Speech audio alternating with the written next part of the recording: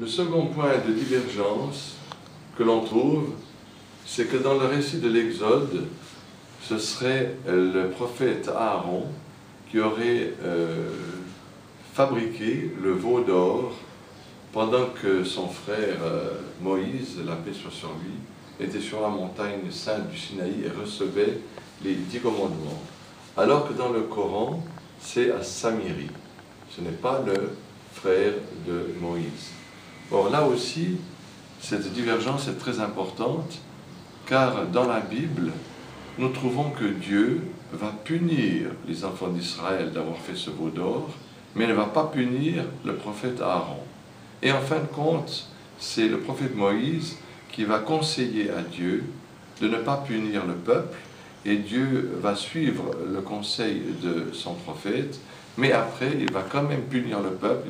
il va donc changer d'avis, et il va punir le peuple sans punir Aaron. Or, ceci comporte deux contradictions très importantes. D'abord que dans la Bible, Dieu est immuable, comme dans le Coran. Il n'y a pas de variation, nous dit Timothée, il n'y a pas de changement en lui, comme le dit d'ailleurs le Coran. Et tout d'un coup, Dieu change d'avis. Donc ceci contredit les attributs de Dieu. La deuxième chose, c'est que comment peut-on imaginer que le peuple d'Israël a vu ce miracle extraordinaire, que Dieu a ouvert la mer devant lui, il a vu 2 montagnes, et il a passé à sec, et Dieu a refermé la mer sur Pharaon et son armée. Après avoir vu ce miracle extraordinaire de leur Seigneur, les enfants d'Israël ont fabriqué ce veau mugissant, ce veau qui ne vit pas, qui n'exauce pas, qui était fabrication de leurs mains, qui n'avait rien créé, et ils se sont mis à l'adorer à la place de Dieu.